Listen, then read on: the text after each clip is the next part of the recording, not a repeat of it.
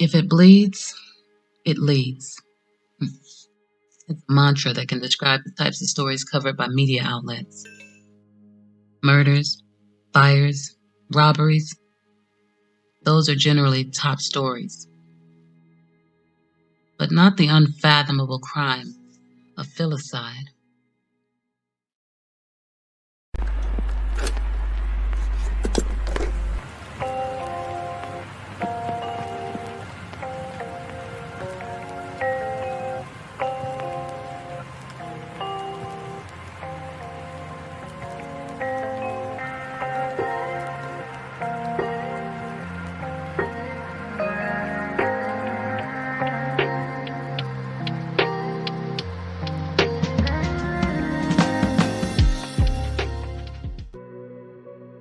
There are 5 specific motives for filicide, classified as 1. Altruistic, 2. Acutely psychotic, 3. Accidental filicide or fatal maltreatment, 4. Unwanted child, and 5. Spouse revenge filicide. We're going to take a journey and find out what all of these are about.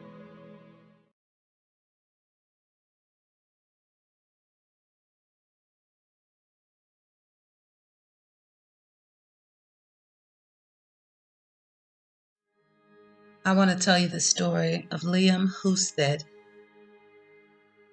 And it started just like this. Kid found deceased by some hikers. Everybody ready? All right, good afternoon. I'm Lieutenant Ray Spencer. I'm the homicide lieutenant with the Las Vegas Metropolitan Police Department. I'm out here this afternoon to brief you on a homicide investigation that we are conducting on State Route 160 near mile marker 20. That is the highway that leads between Las Vegas and Pahrump at a town called Mountain Pass. The details that I have right now are very preliminary, but I'm urging all your viewers to provide any help that they can on this case. At around 7:30 this morning, a group of hikers were on a trail right off of the highway near 160. As they were walking, one of the people in the hiking party had went off the trail and went behind a bush where she discovered the body of a very young juvenile. That juvenile, we believe, is around 10 years old. From our initial observation that we have conducted this morning, he is clearly the victim of a homicide. We are trying to identify him, and that is why we are here speaking with you right now. We're also unsure. He could be a white male, he could be a Hispanic male, or he could even potentially be an Asian male juvenile. He's somewhere between the ages of 8 and 12 years of age. What we know is, again, he has dark black hair, and with those descriptions that I've given you, anyone who cannot account for their grandson, their nephew, their grandson, or son, and does not know their whereabouts that fits that description, we urge them to call LVMPD Homicide at 828-3521. You can also reach out to Crime Stoppers, and you can do that anonymously, and there is reward money available. In addition, you can reach out to homicide at lvmpd.com. So again, very early on in the investigation, I'm going to provide an update to this case right here at 5:30 p.m. tonight as this investigation proceeds.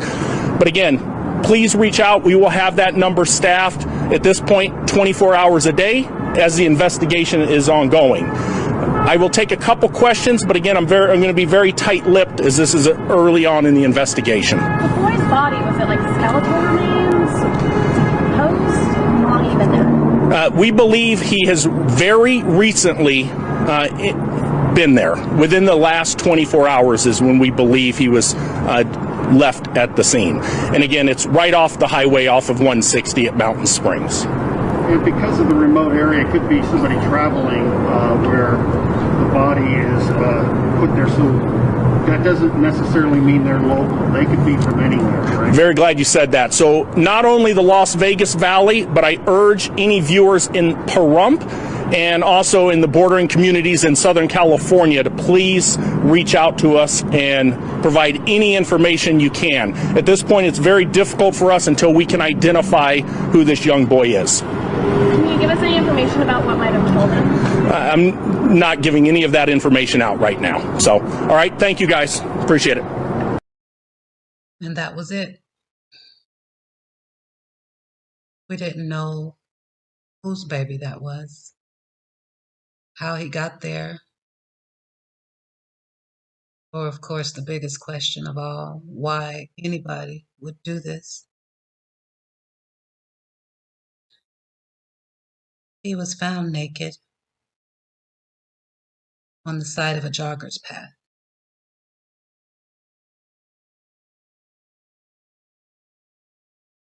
Let me show you the rest of his story.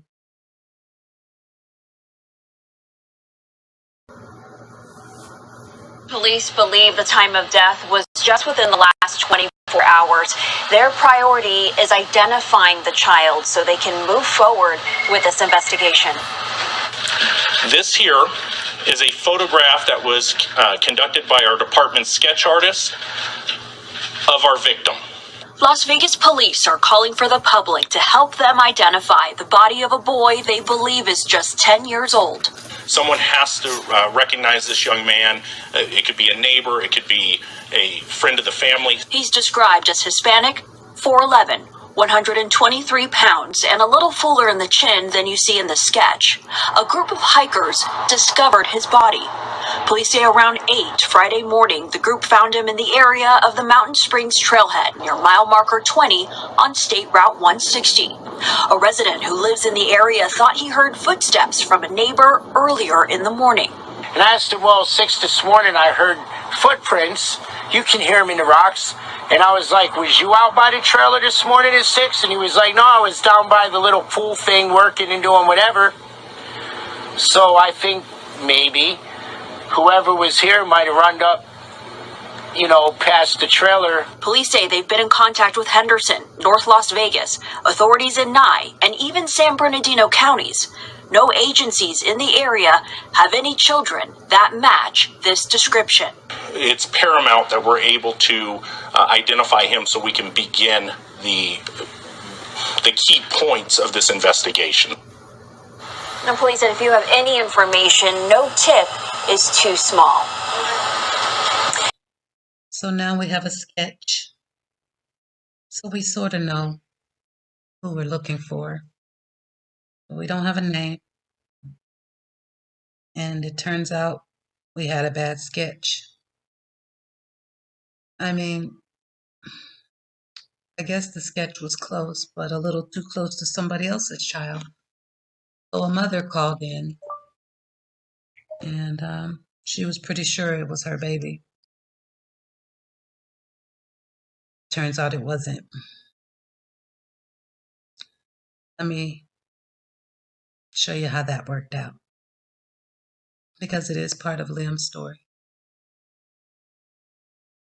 Lieutenant Ray Spencer, I'm the homicide lieutenant with the Las Vegas Metropolitan Police Department. I'm out here today to update you on the investigation that we have been conducting for the last 2 days. So this morning, I provided a press conference where I provided some information in regards to an Amber Alert, and we were looking to identify a father and an 11-year-old child.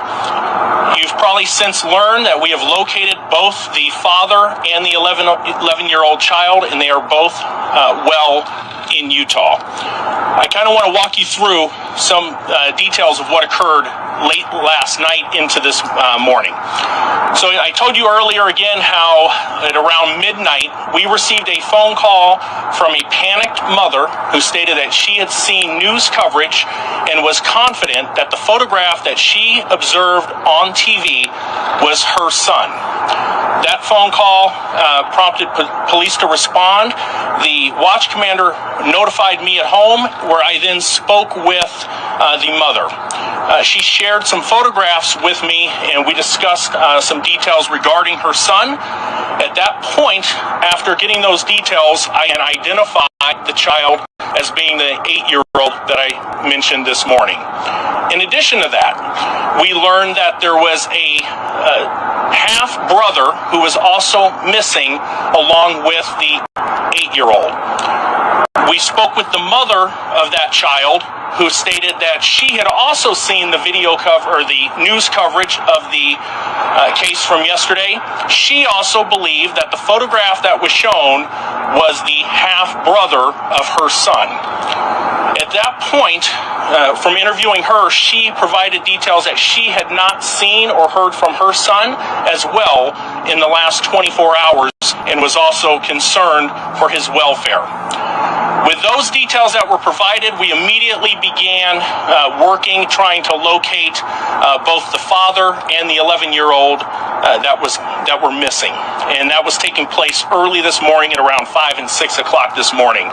At about the same time, social media posts were posted basically linking these two cases. I'm not going to get into the specifics of those posts that went out this morning, but we began to receive multiple phone calls linking both cases. At that point, due to the fact that we had some serious concerns for the welfare of the missing 11-year-old, that is when we held the press conference this morning and shared his photograph along with the photograph of the father. As a result of that news coverage, immediately after the press conference, we began to receive information that they were spotted in Utah. At that point, we held off on the Amber Alert. Authorities in Utah began assisting us, and we were able to locate both the father, the 11-year-old, and also the 8-year-old child. We got confirmation about an hour and a half ago through FaceTime that the 8-year-old was in fact alive. So what has occurred is that the misidentification that started over in the middle of the night, we are still in the situation right now where we have not identified the child that was found out in Mountain Springs yesterday morning. I stress we are still working around the clock trying to identify this child. He is an 8 to 10-year-old Hispanic male. He's 123 pounds. And again, the sketch that was provided earlier, we are working on an updated sketch. I've been in communication with the National Center for Missing and Exploited Children, and they are working on getting us a digitally enhanced photograph, and hopefully we will have that tomorrow that we can provide. So again, that's just an outline of where we are at. We are still scouring hundreds of tips that we are receiving, and detectives again are continuing to work around the clock. With that, I'll take a couple questions. Ricky? How far back does this set your investigation into the actual homicide? And is it discouraging? Again, we're very happy that the mother was able to get the news that her 8-year-old child was found alive. Again, that is, and the 11-year-old child was found unharmed. That is the exact reason that we pushed out all the information that was pushed out this morning. As far as the investigation never stops. Even when we have one lead and we are working in one direction, we are still taking all those tips, and we still have people that are working incoming tips as they are coming. Obviously, we're taking a look at everything that has came in over the last 36 hours, but again, it's still very active. Did the father ever explain why he wasn't in touch with these mothers sooner, why it took so long to get in touch with them? And yes, I'm glad you brought that up. He was in an area in central Utah with no cell phone coverage. So he was able to, family members were able to get a hold of him this morning after the press conference, and then he was able throughout the afternoon to make it to a location where there was cell phone service, and that's when the cell phone call was placed at about 2 o'clock this afternoon to us. Can you tell us anything about any promising leads that you might have at this point? I'm not not going to get into any specific leads as far as trying to identify. We are doing everything we can. We are still in the same position I was yesterday when I was asking for any assistance any of your viewers can provide. Please, we are staffing an around-the-clock call center taking tips as they come in. Sean? Could you go into a little bit about the urgency of making that call this morning to put these pictures out, even when obviously some things were up in the air, we didn't know exactly what was going on, but the reason why it was important to get that out there in the first place? Well, the reason is when the information that is provided, we are going to do everything that we can when a child's the safety of a child is involved, and that is exactly what we did this morning. And again, I talked about there was information that was circulating on Facebook a little sooner than we would have liked to have done. But again, with the information, with a positive identification through the coroner's office, the multiple different things that I discussed, that information, we are going to come public and do everything we can to locate a potential person that we're concerned about. Yes. Is this your normal protocol, having the family identify through pictures? As far as the coroners, I'd have to refer you to the Clark County Coroner's Office for their normal protocol on how they do identifications. Let's say in a week or two somebody comes forward and says that this is their child, would you guys be doing anything differently rather than having them just identify through pictures? Again, when you deal with identifications, that is the Clark County. We don't deal with identifications at the police department. The identifications are made through the Clark County Coroner's Office. Once the Coroner's Office has made an identification, that is when we begin and we start working forward once that identification has been made. Caitlin? After seeing the pictures from the autopsy, do you know why the mother thought it was her child? Did they just look alike? I've looked at these photos, detectives have looked at these photos, and the mother has looked at these photos. There is a very, very close resemblance when you look at the photographs and the autopsy photographs and the child, the 8-year-old child. And I'll just leave it at that. Yes. How many mothers? Was it just one mother that misidentified or two? Well, one that I was actually shown photographs that made a misidentification. However, the other mother had seen photographs that were shown, or the sketch that was shown. It was her statements that she also stated that she believed that the child shown in the photograph or in the sketch was in fact Daniel as well. And at this point, how high was your confidence level, considering all of those things, all those identifications that you had with the correct child? Well, again, as an investigator, you continue to take all leads as they come in. You don't rule out anything, even when, as I mentioned earlier, as these tips are still coming in, we are still planning for contingencies as far as if, in fact, this is not a person that we're looking for, we're going to have another plan in a different path. And that is exactly what we have been doing all throughout the afternoon and, again, all throughout the night. We're, I think, 36 hours into this, and we have a full team of investigators working around the clock. Can you confirm that 8-year-old's name? The 8-year-old... Eden's brother. Okay, at this point, no, I cannot. You just mentioned the name St. Daniel. Yeah, again, I'm not going to get into confirmation of a name. So, all right. Thank you, guys. Appreciate it. All right.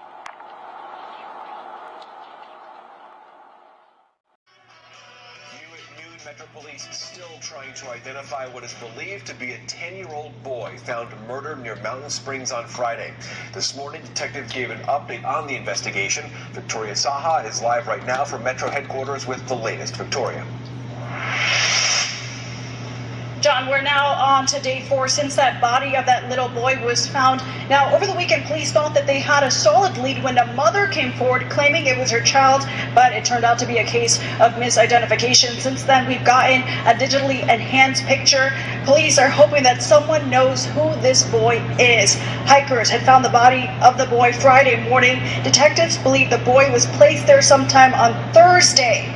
Details are still very limited right now on how the boy died, but police did make it clear he was murdered, and the boy's death was recent. Up until now, they still have not been able to positively identify the child, but today we are learning they have gotten hundreds of tips from across the country, but their focus is Nye and Clark County. Metro Police also says they have followed up on every lead and tip coming in and went door to door to see if this boy belongs to a certain household. They believe someone knows something and wants family members.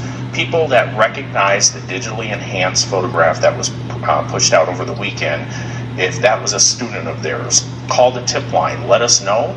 That information is 100% anonymous, and we are physically going door to door looking to make sure that those children are okay. And it could just be, a grandmother who hasn't seen their grandson in several days, and, at some point the excuses have to stop.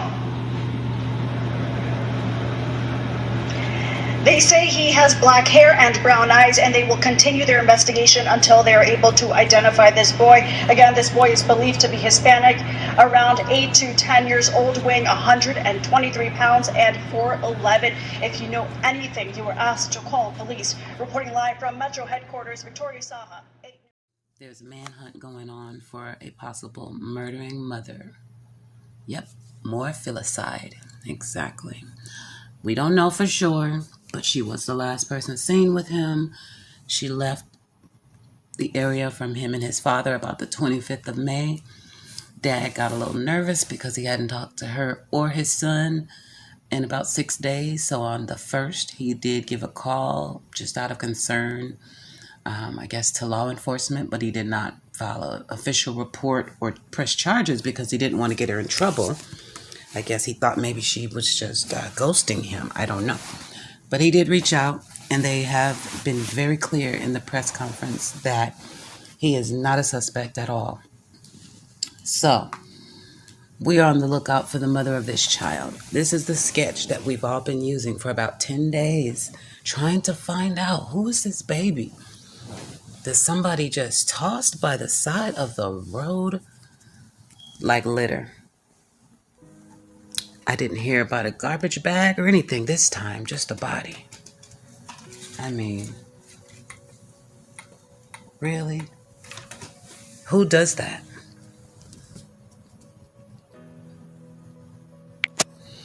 Well, right now it looks like she did.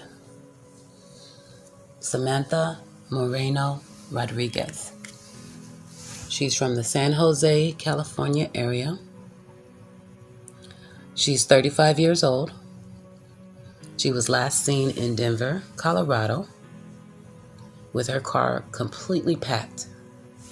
No room for any passengers. I think she's on the run. She is driving a 2007 dark blue Dodge Caliber. License plate 6 Whiskey Lima Hotel 211. For all my non-military people, that's going to be 6 WLH 211. Please keep your eyes peeled. They also mentioned in the press conference that the tips from us spreading the word and sharing the sketch is how we got where we are. So please, please don't underestimate the power of sharing on social media. Hit that button. It only takes a second. You will never know the life you might save. Just a reminder, as you can see from the timeline, for Liam, he is no longer little Zion. His mother, her car was last spotted in Grand Junction, Colorado on the 29th. She was spotted at a hotel in Denver, Colorado on May 31st.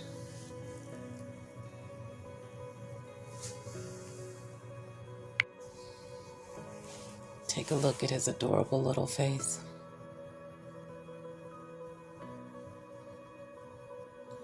Little Liam. Liam Husted. We know his name now. Look at that smile. And I have to say that the final sketch that they drafted up was pretty spot on.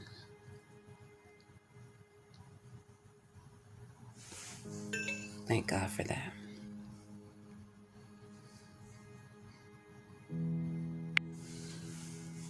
Now, can we please just give him a decent burial and get justice for Liam?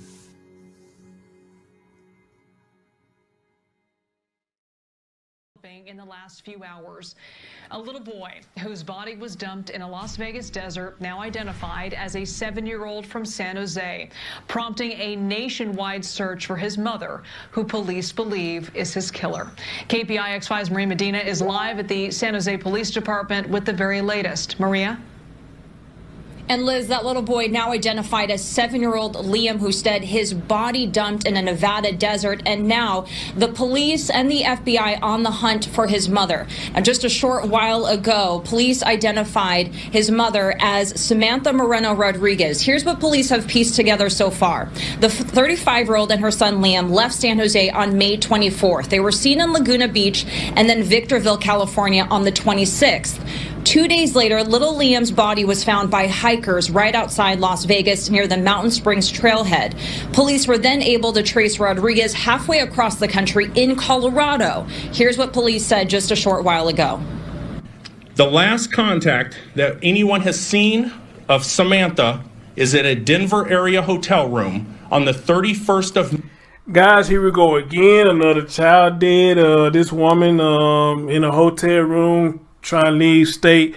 We heard that Teresa Rocky Balboa was trying to go to Louisiana. I still don't know what the hell she was trying to do. The reason why she was going to Louisiana, I don't know what the hell is in Louisiana that she was trying to go to. I guess that was a getaway city or whatnot. But here we are again, and it seems like the more we do these stories, it's got some similarities up in it. It does, you know. And again, the question just had to be asked, you know, what can these children, or what have these children done so wrong to make you do this? And what about us as men? What have we done so wrong to make you that upset that you want to kill somebody that I impregnate you with? What did I do so wrong for you to do that? Was I really that much of a bastard that you want to hurt my child? My son or my daughter?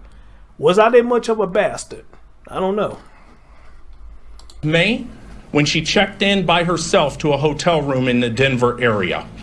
At this point, there is about an hour ago, we obtained an arrest warrant, nationwide extradition for open murder for Samantha Moreno Rodriguez. And this is the car Rodriguez was last seen driving, a dark blue Dodge Caliber, California license plate 6WLH211. Again, 6WLH211. Police say the back was packed with belongings. Again, here's a picture of Liam's mother, Samantha Moreno Rodriguez, now identified as the suspect in her 7-year-old son's murder. His body found on May 28th by hikers just outside Las Vegas, Nevada. San Jose police, where we are standing right now, they are referring all media inquiries to Las Vegas police. Las Vegas police have told us that the father actually reached out to them when he hadn't heard from Rodriguez and his son, and that a family friend also reported them missing on Friday. That was the turning point for this case. Because of that missing persons report, they were able to identify Liam in that way. Liz? So that's where we were. No longer little Zion Doe. Now we know Liam Husted. That's his name. He was only 7 years old. At this point in his story, we know who did it. Samantha Moreno Rodriguez, his mother, his biological mother. We know she left him there deceased and naked on the side of a jogger's path about 6 o'clock in the morning. We don't know why. We don't know when she killed him, how she killed him. We're just now getting ready to investigate. We just needed to know who this baby was.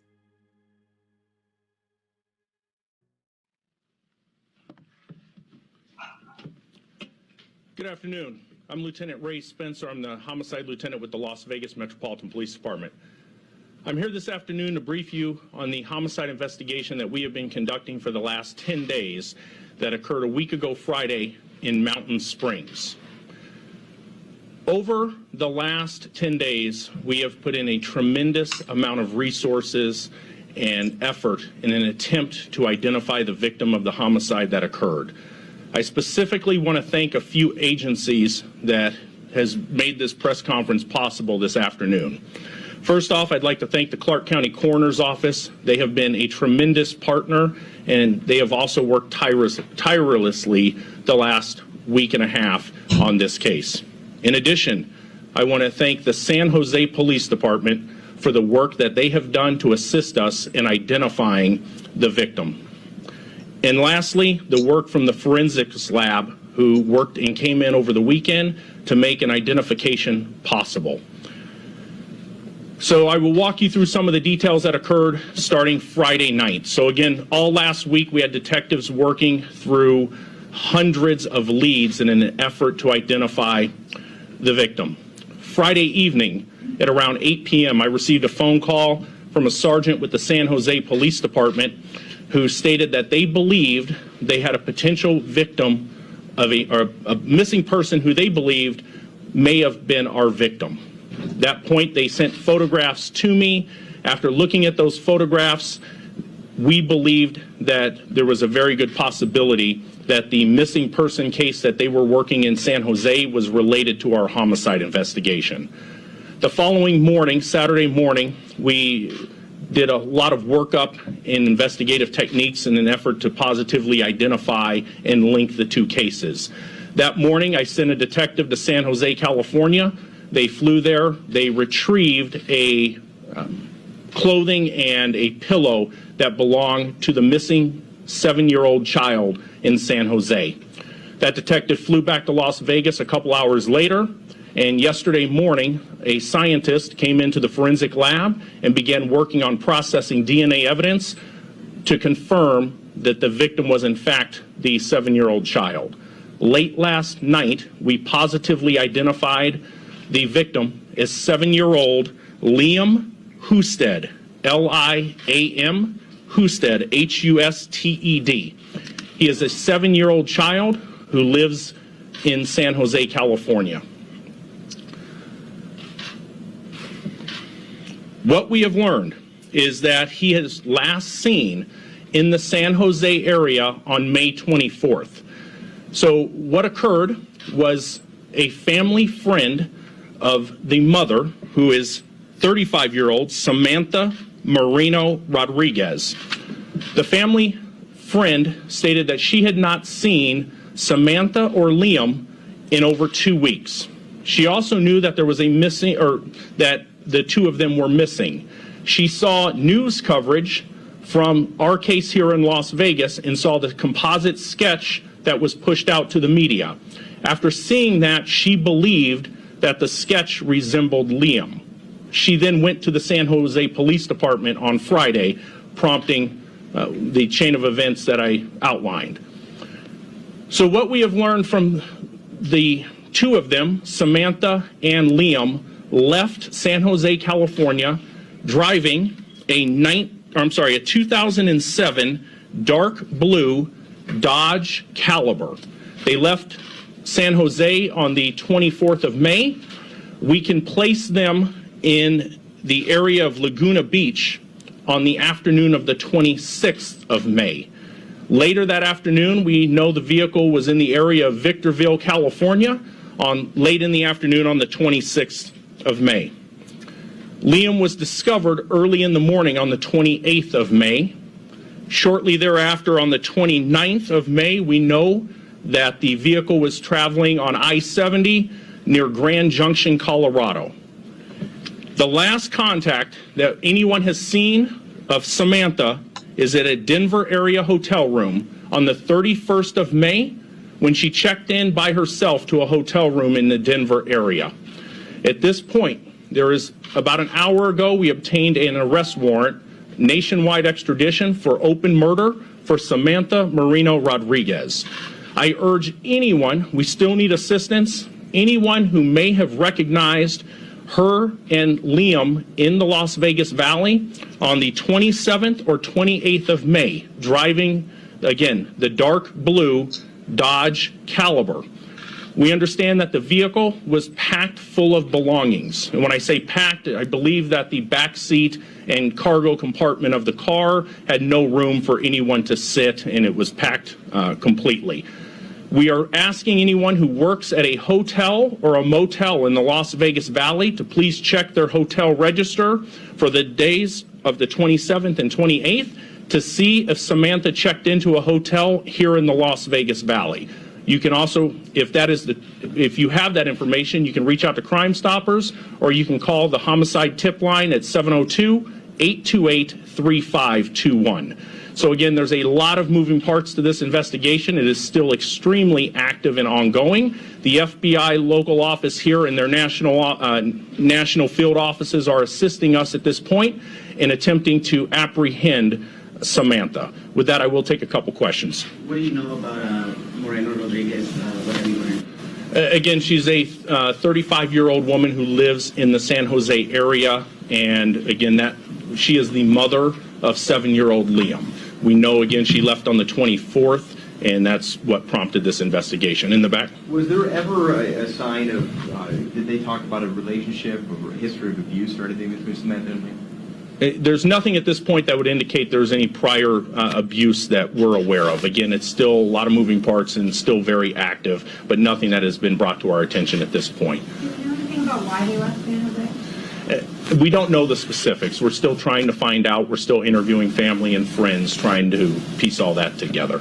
Any possible motive? We don't know a possible motive. That's why we're still reaching out. We're still asking for the public's assistance or anybody who knows her to reach out to us, or anyone who's had any communication specifically to reach out to the police department. Yes. Did you have to break the news to this child's parents that this was his body, and can you kind of talk about that? The Clark County coroner specifically made the death notification. I spoke with the father about 60 minutes ago before I came out here because I didn't want him to see this press conference without me explaining what was about to transpire. I will tell you it's a heartbreaking conversation to have. This has been an emotional last 10 days for myself, all the investigators that have been working on it, and we're just glad we're able to get some closure for Liam and then hold the person responsible for this crime accountable. So that's what our focus is right now. Yes? Any connection to Las Vegas with the two that you know of? We don't know. I mean, we do know that Samantha has visited Las Vegas in the past. There's been photographs that we have recovered that does show that she's been here previously. But as far as why she was in the Las Vegas Valley that day, we don't know. Yes? She's traveling alone, or she might have somebody with her? At this point, we believe, from the information that we have obtained at this point, we believe she is traveling alone. And she was last seen alone in the Denver area on the 31st. Do you know anything about the relationship between her and the boy's father? I'm not going to get into the specifics of that portion of it. I don't know enough about the family dynamics. So Liam wasn't officially declared a missing person until Friday, right? Were there any indications that they were trying to get a hold of him in the days prior? So the father had made a report on the 1st, but the father did not feel that his son was in harm's way. When the mother left with the child, he did contact the police because he had not heard from her or his son. Again, not trying to get the mother into trouble. He didn't want to file any type of charges or anything, but he did contact the police on the 1st. And just to be clear, he is not a suspect, and there's no involvement whatsoever that we suspect on his behalf. In the back. All right. Thank you. I appreciate it. It didn't take long at all to catch up to her. One step closer to justice, one step closer to victory. Already, I'm just getting the information out, and already Denver has cracked down on Miss Samantha Moreno Rodriguez. Check it out. That's right, Kaz. Breaking news just into the Fox 5 newsroom. Less than 24 hours after identifying the little boy found dead on a hiking trail outside of Las Vegas, as well as his mother, police have arrested Samantha Moreno Rodriguez. The 35-year-old mom was arrested in Denver, Colorado by the Denver Rocky Mountain Safe Streets Task Force. This investigation was led by the FBI Denver division there. She will be booked into an area jail pending extradition here to Las Vegas. We are expecting Metro Police to hold a news conference this afternoon at 2 p.m. to provide more details. Fox 5 will, of course, be there and provide those new updates on air and online. But for now, that's the latest here, guys. I'll send it back to you. May 24th, the father of Liam returned home to his house in San Jose, California. When the father arrived home, he noticed that all of Liam's belongings and all of Samantha's belongings were gone. There was a message that was left for him by Samantha. And I'm just going to quote a little bit of that message, but she specifically tells him, quote, "I'm sorry I had to do it like this." She also goes on to say that I'm going to try to get a house for Liam and I, and that we can talk about this in the future.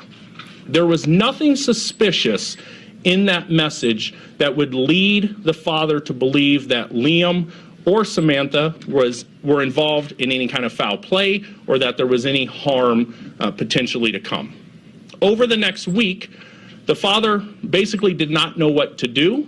It was on June 1st that the father contacted the San Jose Police Department because he wanted to document the incident. San Jose Police responded to his house and they spoke with him. The patrol officers listened to the message. I've also listened to the message, and there was nothing suspicious from that message. It indicated that Samantha had basically left him and took Liam with her, and they were going somewhere else. He did not want to get Samantha in trouble, and he chose not to file a report to document the parental abduction. It was on the 4th when a friend of Samantha's noticed the sketch that had been circulating on local news networks, and she also knew that Samantha was missing.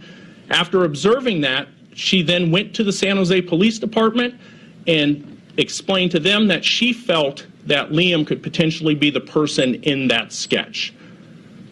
As soon as San Jose Police were presented with that information, they immediately launched an investigation and were very persistent in getting a hold of me. That is when they spoke with me that evening, and that's when we began coordinating our investigations. It is the following morning that we flew there, retrieved the pillow from Liam's bedroom, and brought that back to our forensics lab. So we have I talked yesterday about the information where we could put Samantha in Laguna Beach. We also could place her in Victorville. Since the press conference yesterday, we can place her at a local hotel here in Las Vegas on the 27th. When she was at that hotel, we believe from the information that we have right now that Liam was alive. From there, on the 28th, is when we found Liam's body at Mountain Springs. This morning, at around 6 a.m., members of the FBI's apprehension team in Denver took her into custody. I will turn this press conference over at this point to Jeremy with the FBI. Lieutenant. All right, good afternoon. I stood up here last week announcing the reward the FBI was offering for the identification of our victim. I expressed that this child had the right to be referenced by his given name, and he deserved law enforcement's commitment to this investigation. While the outcome is heartbreaking, there's a sense of closure that Liam Husted will no longer be referred to as a John Doe. This morning, an arrest was made by FBI's Denver's Rocky Mountain Safe Streets Task Force, which is made possible due to the coordinated effort between members of the Las Vegas Metropolitan Police Department, the Las Vegas Criminal Apprehension Team, and the FBI Denver Field Office. While different cities, FBI task forces may have different names in different cities, but their purpose is all the same. It's standard practice for the FBI to assist our local law enforcement partners if we have a tool, a tactic, or a technique that will be of any use. And this investigation, we are fortunate that we're able to assist in this case. We're very thankful for our strong working relationships within the Las Vegas Police Department, the Las Vegas Metropolitan Police Department, and the law enforcement officers within this community.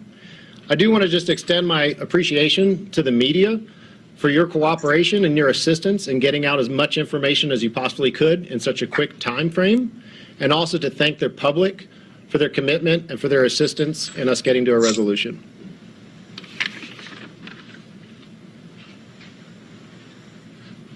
So at this point, I'll take some questions if you do have them. Any information on the arrest? Was it a tip, and was it 6 a.m. local time here, or? It was around 6 o'clock local time, give or take a few minutes this morning. I'm not going to get into the investigative tactics that were utilized by the apprehension team in Denver, but it was solely on the work that the FBI task force there did that led to the arrest. Go ahead. Obviously, you guys have been working on this case really hard for the past 2 or so weeks. How significant is solving this case for you and your detectives? Well, like I said, you know, the entire department, specifically my detectives, myself, it's emotionally draining working a case like this. Being able to have closure and identify Liam was very important, and now that we're able to make an arrest on this case is extremely gratifying. In the back. Last we heard she was seen on the 31st at a hotel in Denver. A lot of time has passed since then.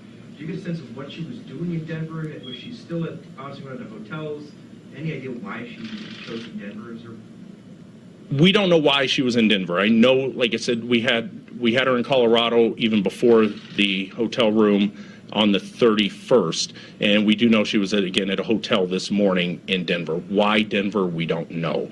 We have detectives that are on the ground right now conducting interviews with her, and again, that's ongoing. So some of that information could come out as a result of those.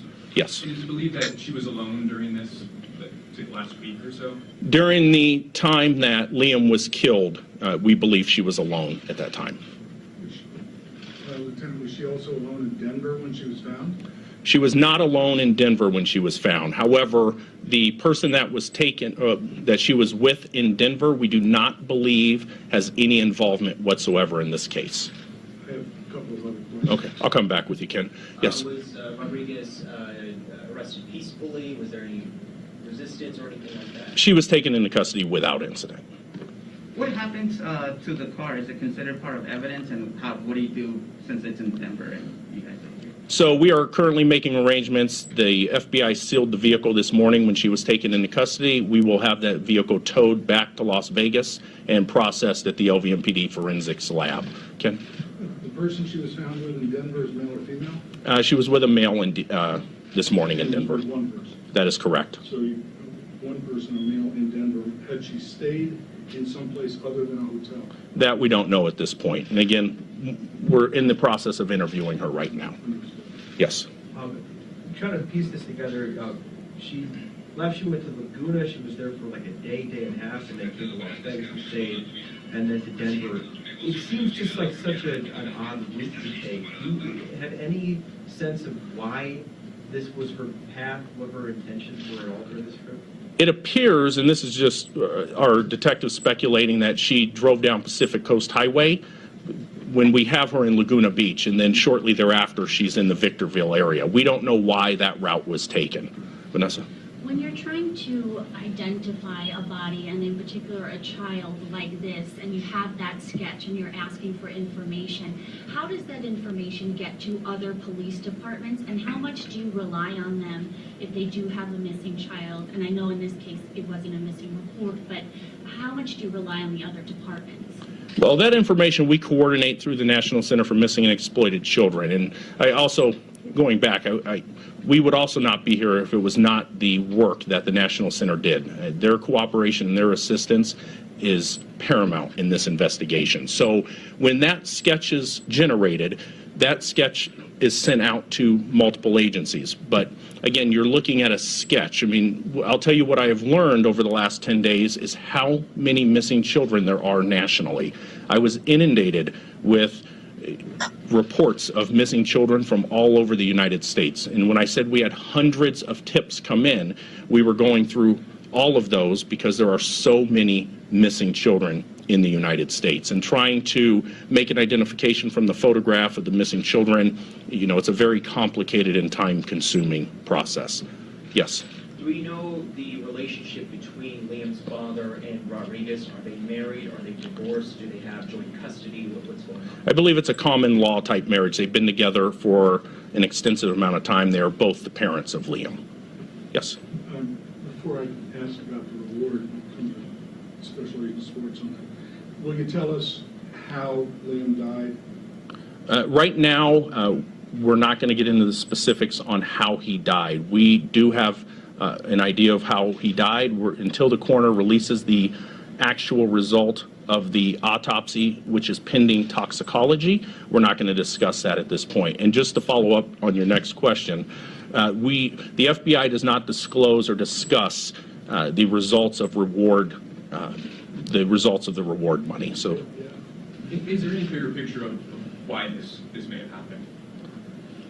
as far, again, we should have a little bit better idea on motive once we get to the investigation continues. Like I said, we're in Denver right now. We're still following up on a lot of those leads. So, is it too early to ask you about the special needs relationship, or the special needs of Liam? I don't. Father refers to those in an email to the San Jose Mercury.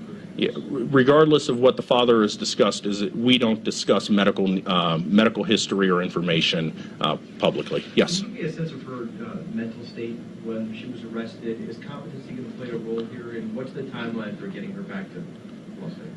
So I'll address the second part of your question, not the first. So in the timeline is right now she will have an option to waive extradition. If she waives extradition, she would probably be back in Las Vegas by the end of the week. If she fights that, then we'll obtain a governor's warrant, and that could be up to 30 days. Vanessa? Do you believe that Liam may have been the victim of long-term abuse, and do you know if any child welfare agency had ever been involved with this family? There is nothing that indicates there was any type of long-term abuse whatsoever, nor any type of involvement with social services prior to that. Kate? I know you're not releasing the cause of death right now, but is it fair to say that he died in Vegas? Yes, we are 100% confident that he was killed here in Clark County. Specifically, we believe he was actually killed in Mountain Springs. Yes? Is there any indication between Rodriguez and Liam's father that there was any sort of domestic strife between them that would cause her to maybe take the child or anything? No, there again, you know, and I kind of addressed that. There was nothing, you know, obviously they've been together, you know, I don't know their, you know, the personal relationship as far as that, but there was nothing that indicates that. There was no prior involvement with the San Jose Police Department. So I'll take one more question. Yeah, go ahead. I know you mentioned toxicology. Was there a weapon involved in the slaying? I'm not going to answer that question specifically. Yeah, I'll take one more. You listened to the message from her, to her significant other here. She intended on finding a house and moving out. Did you believe that message? Do you reasonably believe that she had good intent when she left? I don't know what her intent was, but I'll tell you from listening to the message, you know, there was nothing that indicated any type of suspicion or foul play. And that's, you know, what the father expressed as well. The father was, you know, didn't know what to do. After the week took place, that's when he contacted the police, and then he still, again, chose not to make a report for any type of child abduction.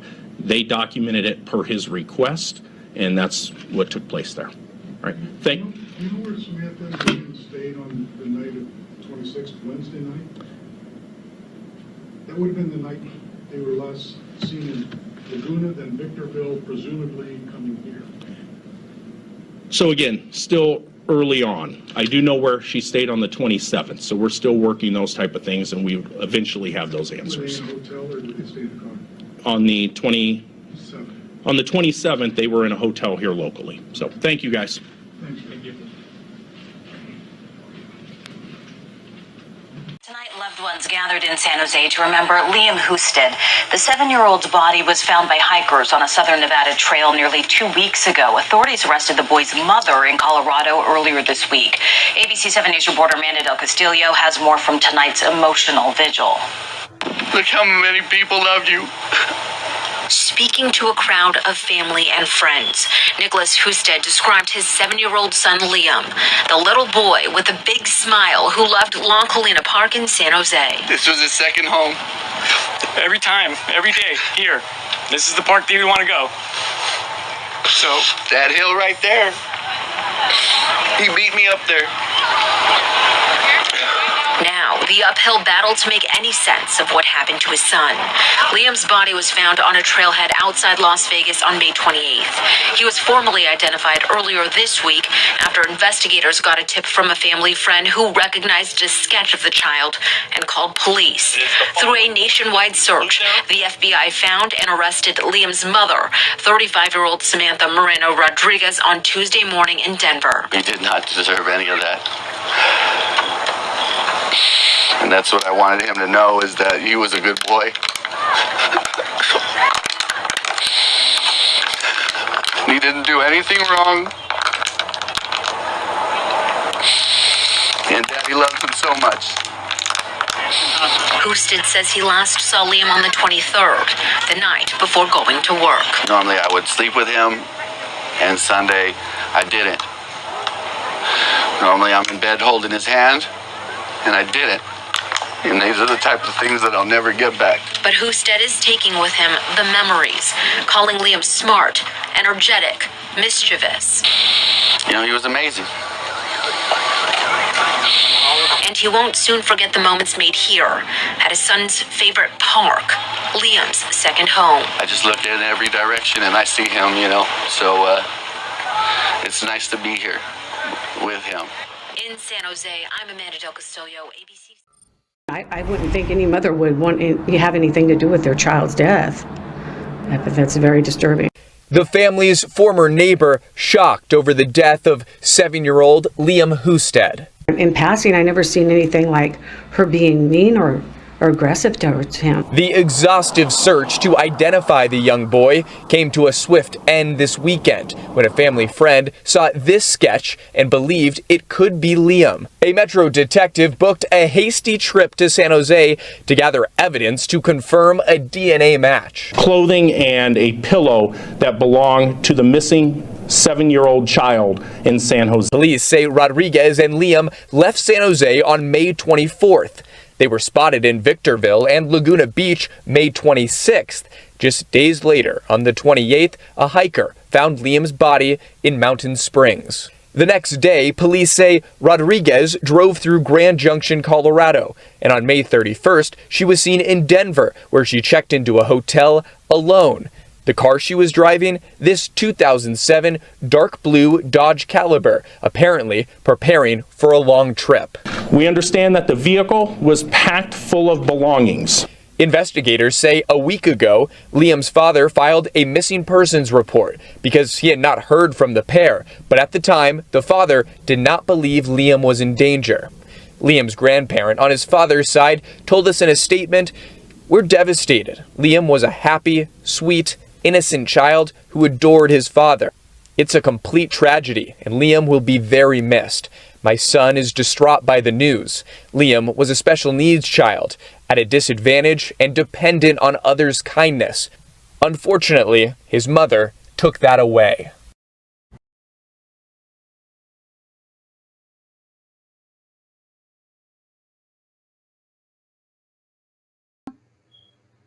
My son and I are getting ready to go on a little trip. And we're going up to Route 160. Because I have to see the trailhead and I have to see the memorial if it's still there. And I have to see the area. Because I need to understand why she did it there. How she did it there. It's just how my brain works. Anybody who's followed for any amount of time, you know. I don't think that the media covers enough. I think they cover just enough to get the word out, which is awesome, and then enough to get ratings after that. And I don't care about ratings. I care about getting the word out. Anyway, we're headed out to Route 160, so I'll upload a video of that later today and show you guys what I see as I see it. It's always bittersweet as we get to get that bird's eye view, but I'm going to tell you, there is a feeling you can't shake right away when you are somewhere where you know someone was dead or murdered or anything like that. So please don't take it lightly when you see videos like that done. Anyway, great news. We're finally going to get this lady into court. Finally going to get some more details, hopefully a motive. So,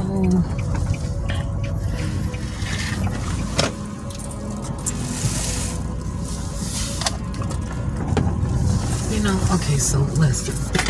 Well, they said it was just off. And that's the memorial. Yeah, get on out of here. Who are you? You've arrived at your destination.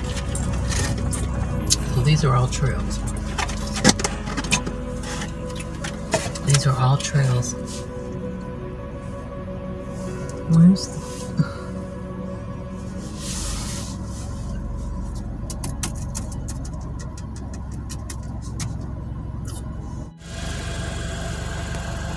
Okay, we are recording.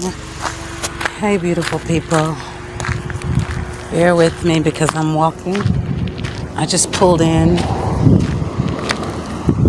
off of Highway 160. And it wasn't hard to find if you were to navigate Mountain Springs Trailhead, you'd find it, but once you're out here, you certainly can't miss that memorial.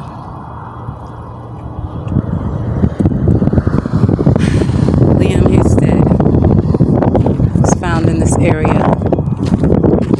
I'm going to walk over to the memorial first, but I want to show the surrounding area. Looks like a big snake hole right there. A lot of woods here.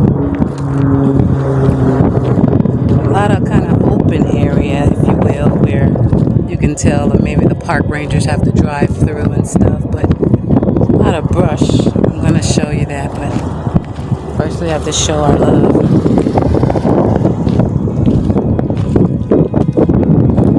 Little Liam. This is his memorial. 2013 to 2021.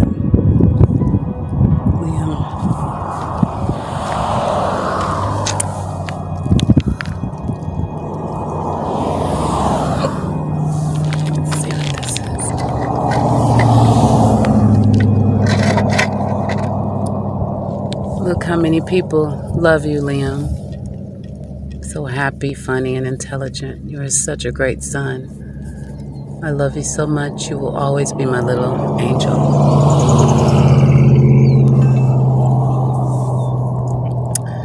We've got flowers.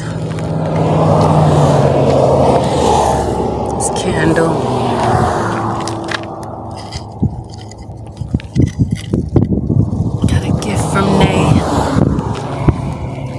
So windy out here the last few days, so that's why his stuff is falling over.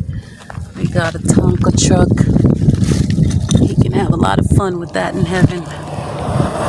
Teddy bears. More bears. It's cute.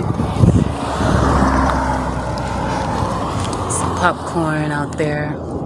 Looks yummy.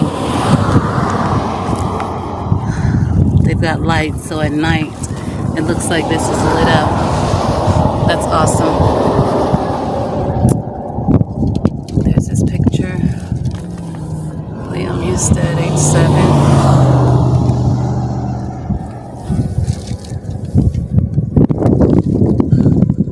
Another cross here with his name on it.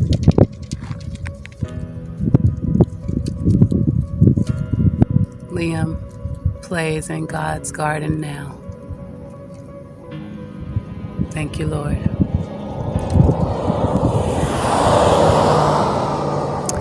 The original name, little Zion because of the area up here. That's what it's called. It's got a Happy Meal. That's so adorable.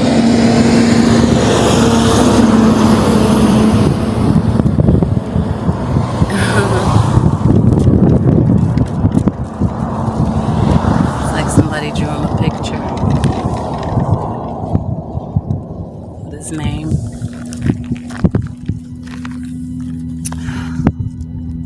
That was the initial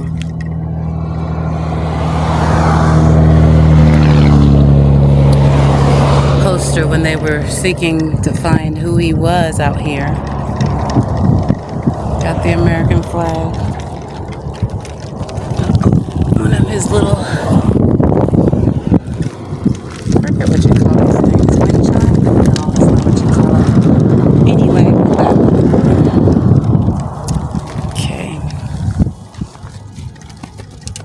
No candles. There's just a sign that says no candles. So if anybody comes out, yeah, right now is a bad time in Nevada in the desert period for fire.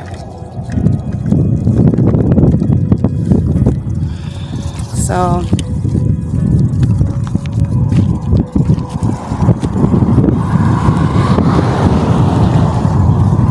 that's his beautiful memorial. And if you see, you guys notice in the background there, see there's a truck headed up there. So I'm going to show you why I pointed that out, but one last look at this beautiful memorial. Up close and impersonal. Oh God, up close and personal.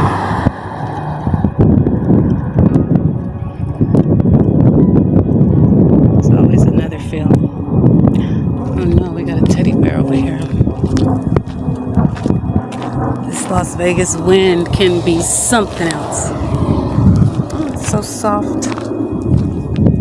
Here, let's put him in here with this guy.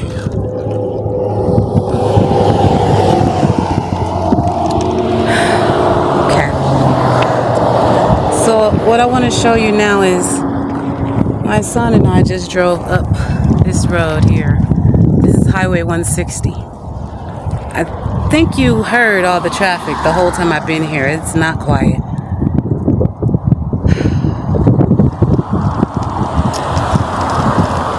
And there's a lot of shrubbery and a lot of, if you got out, if you walk right away, here's the memorial. And if you just go directly in front of it, a lot of people can see me right now. If I had a deceased child, unless he was walking with me, it would look kind of weird from here. So I don't believe this is how Samantha got into the area that she was in. I'll show you. Right here where the stop sign is, right there in front of me. That's where you pull in off the highway. If you look straight across, there's like a little road up there. There's signs out here that tell you no vehicles past this point, so it's only select vehicles, I believe, that can go up there. But we know from that truck I just showed you going up another one of those type of paths, vehicles can certainly get up there. But I don't think she did that. And again, this part is speculation because so far I haven't seen them show exactly where his body was found. Only the memorial spot at the end of the road. So I sat here for a minute and drove around with my son, and I figured out, in my mind, the only place I see that you would think you could hide or conceal anything, especially cars, would not be any of the roads that you're seeing so far. This is the second of that sort of little road I showed you. Now this one, I don't know. Doesn't really look like a car would go up. It gets kind of steep up there, but that's a lot to do. But it's a possibility. When you look around, there's just a lot of trees and things, but there are a lot of open gaps in between those, but not big enough to jog through. And since joggers found him, my mind was looking for an area where a jogger might be and where Samantha could always sorry y'all, you feel something when you're out here, and I am an empath. I've said it before. My son's actually in the car on this one. He didn't want to be where it happened, and I get that. It's not something you can handle a lot of, and I would never force him to. So he's in the car down just by the memorial area. Anyway, that's the road. We just saw that white truck heading up, so you can certainly drive up that. That looks a little steep too, but I don't think she would have chosen that one again. It's just like the other two. They're big and open, and they get traffic. So the last spot I found was right here. You can get in here from a big open. I'm gonna walk down. Don't want to get my car. Hold on.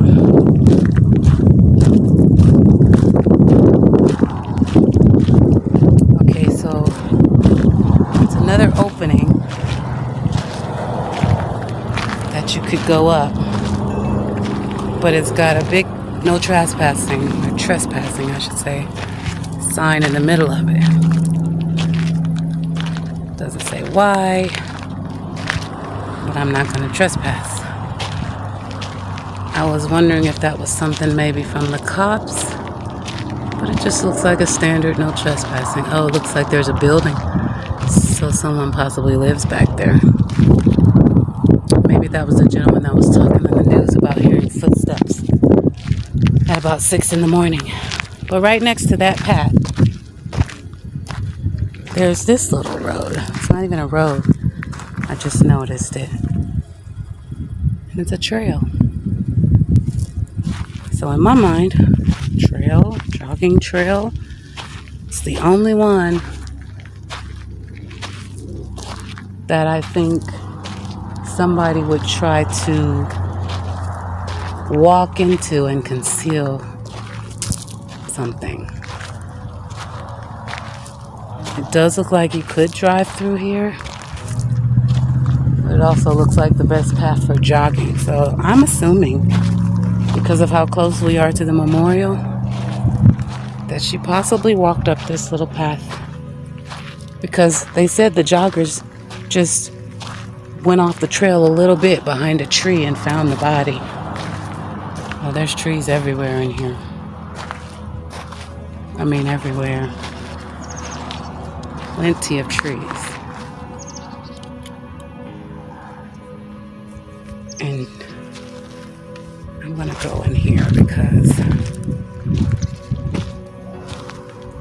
this is the first kind of opening of that trail that's off the trail. You wouldn't jog over here because it's not good turf for jogging. But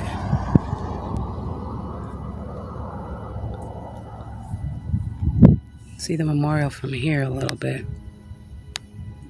I saw the red balloon. There we go. So this is off the trail just a little. It's in very close proximity to the memorial. And yeah, lots of trees. I see something.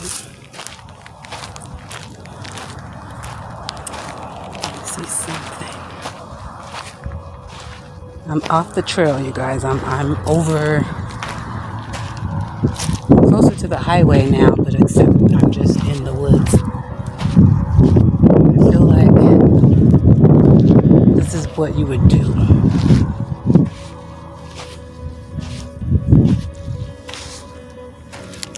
There's a lot of just, the trail is over there. Can't really see it from here. hoping I could find a remnant of police tape or something that would help me know where exactly, but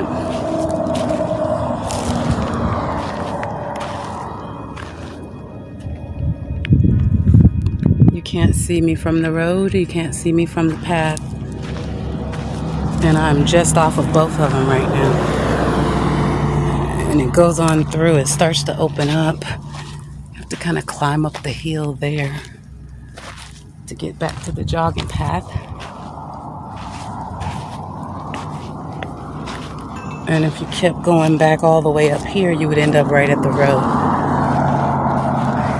She didn't come this far.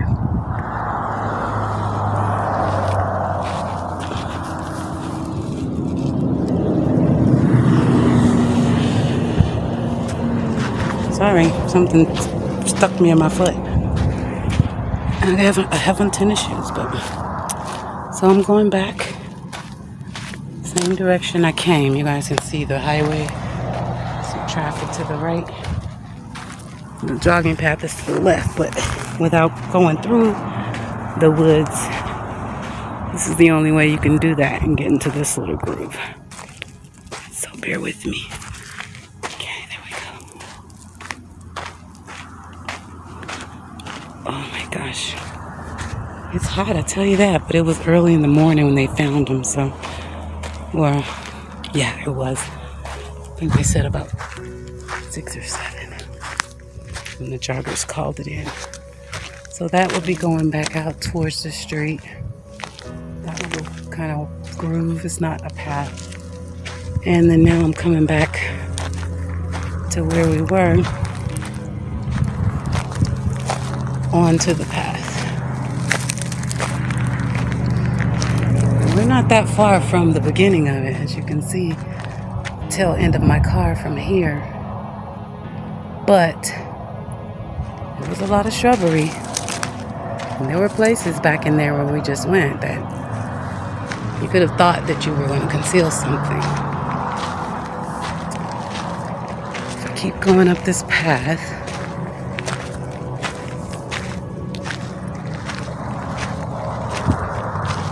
Looking off to the left.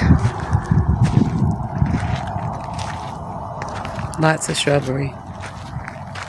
Not to mention this side, which it could have very well been, but it's not really open in there where you can walk through like we just did. And maybe that would be more of a reason for her to go there, because that's just all. Here a little bit. Yeah, you get in here and it's like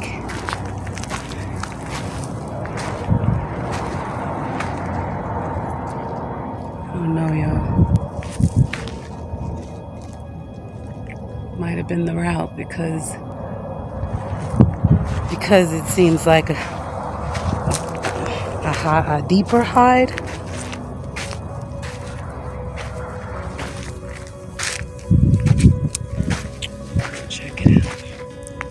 Opens up a little bit here.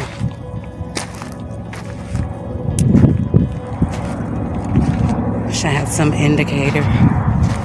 But as we can see, the bottom line is lots of places that you could hide something. Or a little baby boy. But the joggers would have no reason to really be in here. I'm a little far off that path. It sounded like they more so just went to take a leak real quick. It wasn't said that they smelled an odor or something that would have made you come in this deep. So if they just went off the path a little bit to use the bathroom, I don't see it happening way up here.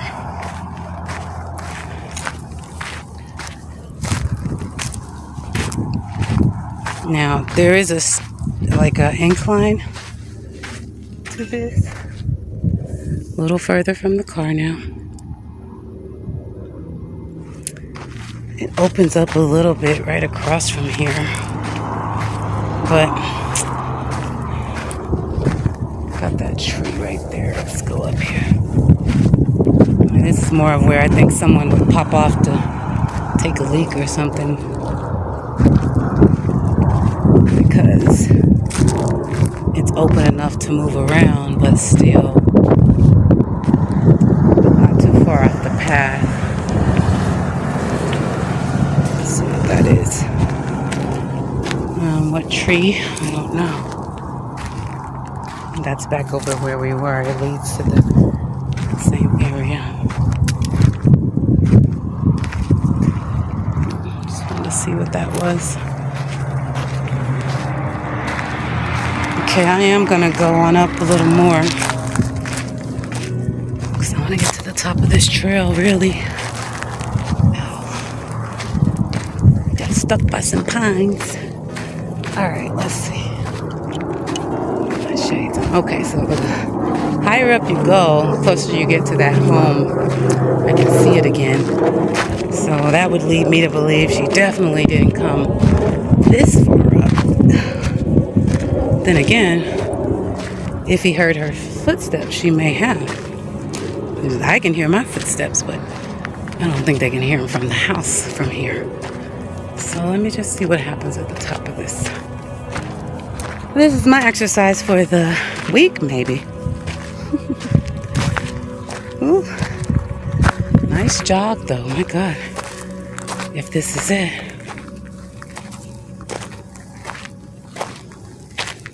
I don't know why, if they were in any of the other trails, why the memorial would have been set where it was, though. Because those are on the other side of the street, so it wouldn't make sense. Ooh, that was a lot of work.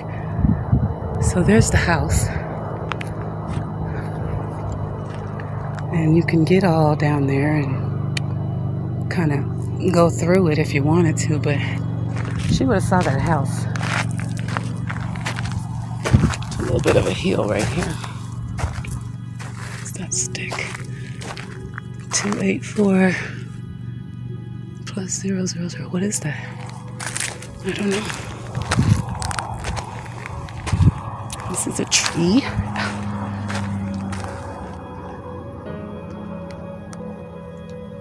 Maybe it's just a mile marker. I don't know.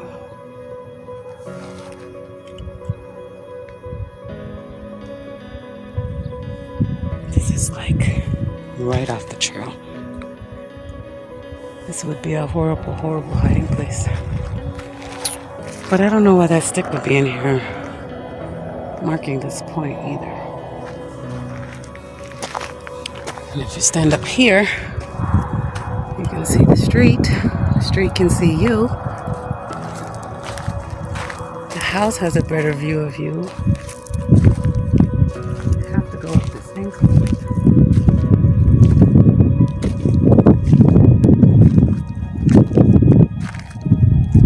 More houses.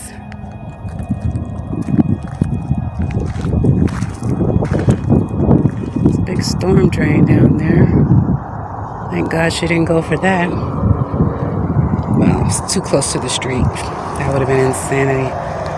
Even though all of this was insanity. Can you imagine walking through all this with your deceased baby? If he was dead before they got here, we don't know if she killed him here. We don't know. We're still waiting on all that info. That's why we got to get her in court and get her talking. But walking through all this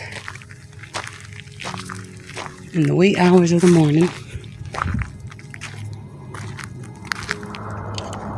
He had to be alive, you guys. I mean, right?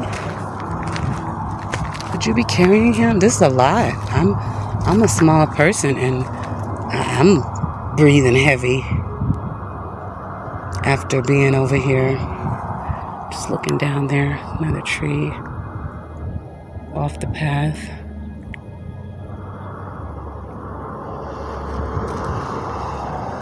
Just wish we knew exactly where. But if you go over that way, you're just getting closer and closer to people's homes.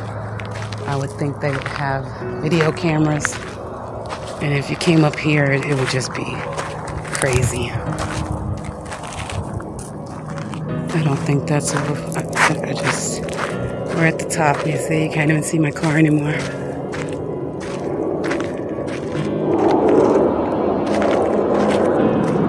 No, it's not a jogging trail.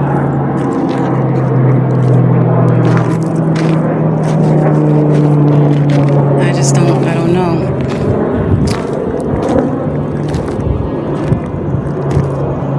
This is too open. And it's not I just don't see it. But you'd have to walk. This is the only thin one that I think joggers would use. But even if this isn't the exact one, I showed all the other ones. They're all bigger. I don't think if you want to hide something, you're going to go into an area like that. But I'm not Samantha. But I can tell you this. Lots of trees. He could have been behind any one of them.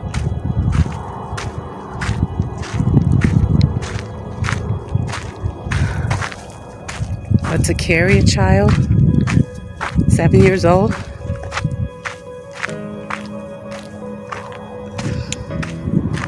my son was a skinny little 7-year-old. He really was. And I couldn't have carried him all this way. I would have been tired as heck. I mean, I could have, but I would have been very tired. This is a long way. Unless she actually drove her car in here. Saved herself a walk. But that would be drawing a lot of attention to yourself. And again, I don't think attention is what you want when you're doing that kind of dirt. So I don't see it.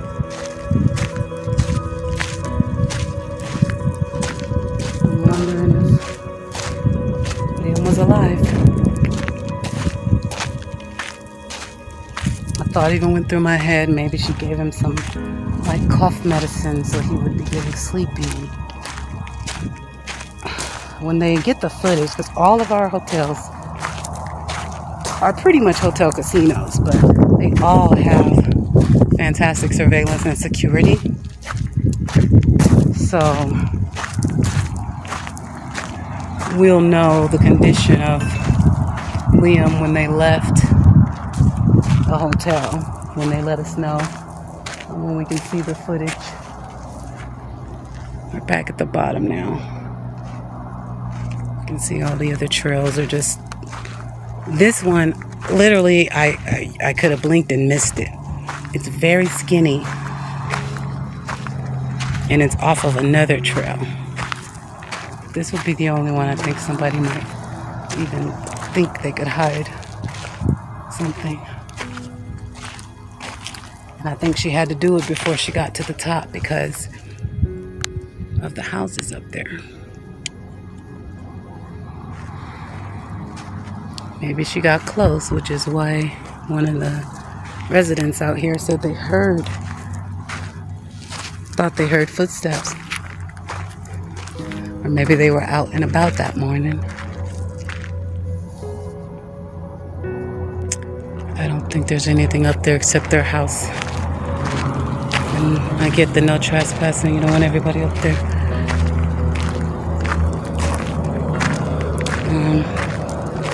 But yeah, we're back at the bottom now. And you can see what I mean about how this trail is big and open. And this was just a little tinier over there to the left.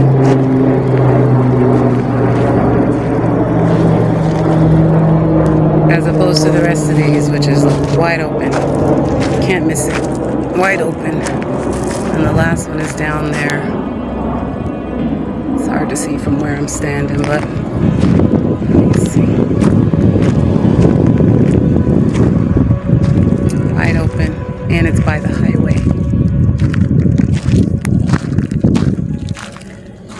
Memorial. Get my bearings together, y'all. Right there. Sorry, I was just looking at my feet, checking for ants. Right there. Just gonna walk over to this first one. Just want to see if it had a heel.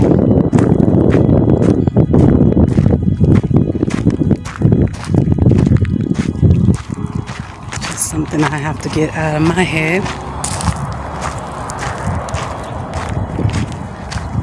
See, she certainly wouldn't have done this because look how close you are to the road.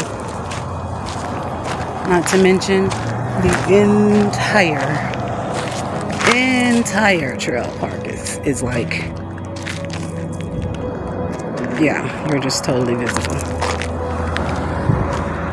So it does go up.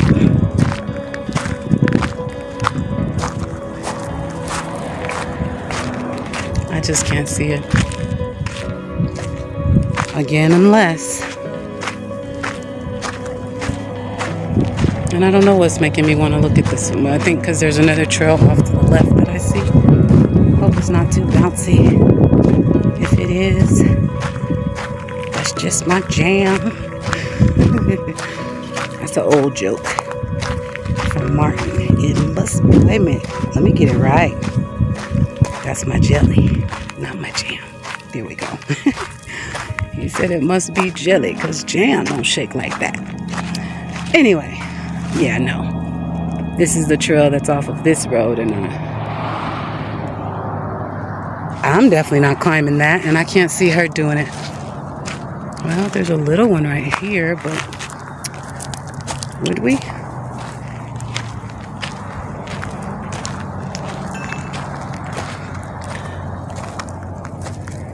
Nah, I don't see it.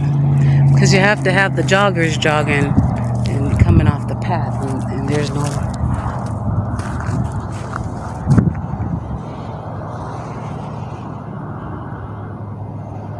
I just don't see it. Can't do this myself, can I? We're supposed to go eat dinner after this, and I'm all hot and sweaty. Whew. It's not terrible out here today, though. Even though it's supposed to be like 104. I can't feel it up here by the mountain. A lot of mountains on the other side of us. See? So it's rather cool. Probably was even a little nippy that morning. This broken tree just made me want to come up here. But I don't see where they would have been jogging. Or why you would go this far off your path to take a leak. So I'm going to turn around. See, even that, you get winded. And how far would you make a little kid walk if he was walking on his own? And how far could you carry him if you were carrying him? As you can see, I can see the street from where I am. That tree isn't even out of street view, so I don't see it there. As we can see, still within eye shot of the memorial. But we are back behind a few trees. If we kept on up this little trail here, I can still see the road. The road can see me. I would think if she used this one, we'd have a lot more eyewitness accounts of a lady walking around this time. Because the road is just there. At the top of this one. Yeah, this is just too visible. Look at that. I mean, it's all open. The street can see me, I can see the street. Now when you get in here a little more, I will admit, you are kind of crowded by these trees. A little bit. Still the street. A little bit, right here, a little bit. Okay, a little bit. They'd have to really be looking for you up here from the road to see you at this point. A couple of open spots here and there, like there. But for the most part,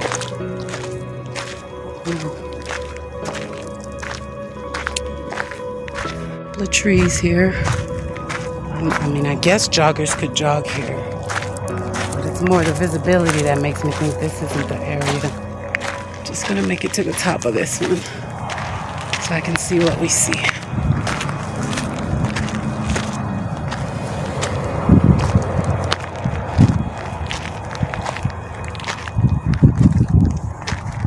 Yeah, so this is the opposite side. Anyway, it's just more of the same. Up, and then you go down in a little groove.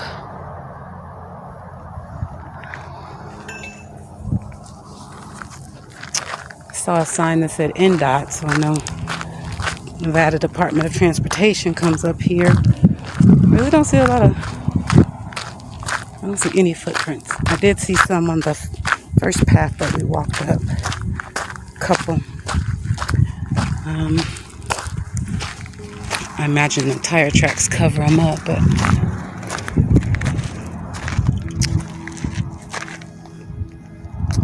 this is the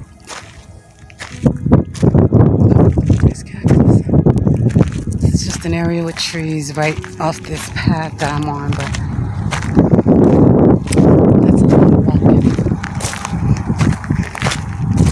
And I just don't think, again, that she would have chosen this one because the entrance to it is directly off the highway and the visibility is high. The only of these 5 trails that I found, or paths, the only one I found that I think even resembles a trail, as I understand a trail to be, is the one we walked through. It also had the most area for concealment, if you will, as far as her going there without being seen with her son in whichever condition we find out he was in, and as far as putting a body there.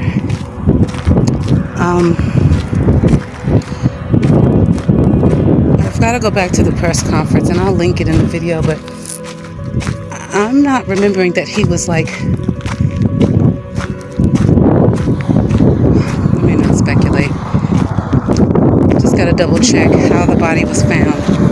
Had it been there for a little while, or did they think he had just been dropped there that day?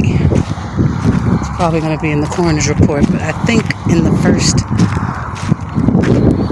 part of the reporting, I think somebody mentioned it.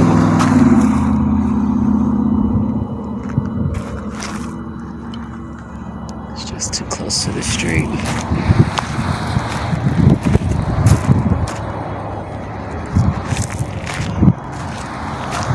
Yeah. So, this is where Samantha Moreno Rodriguez brought her 7-year-old son and left him behind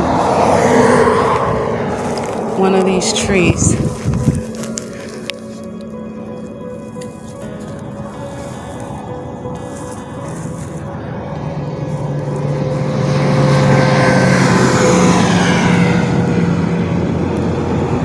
One size fits all.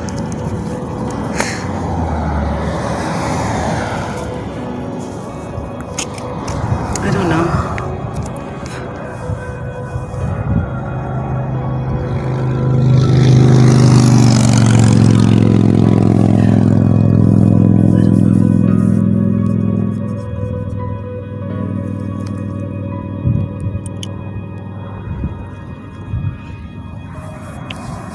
Just looked like a small hat to me. This is way too close to the street. Plus, I know that they left California. I'm not going to take that. One could have blown it from the memorial or something. I don't know. But it'd be so sad if he was wearing it. Ay, ay, ay.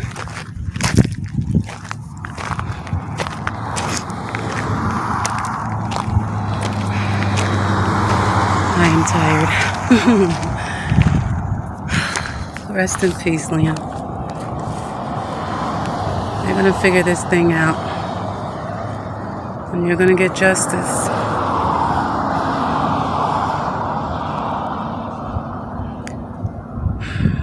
Thank y'all for watching. Say a prayer for Liam and Nicholas Husted.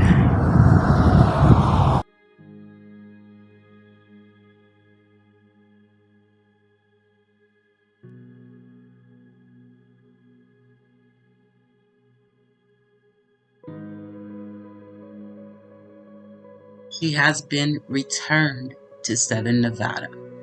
That's what they wanted. They wanted to get her back in Clark County so that they could charge her with open murder. They believe they already have enough evidence to prove she actually did. They haven't told us yet exactly how Liam was murdered, but we do know that based on what they're saying, this heifer dragged this baby over all kinds of rocks and other debris to get him up and off the jogging path.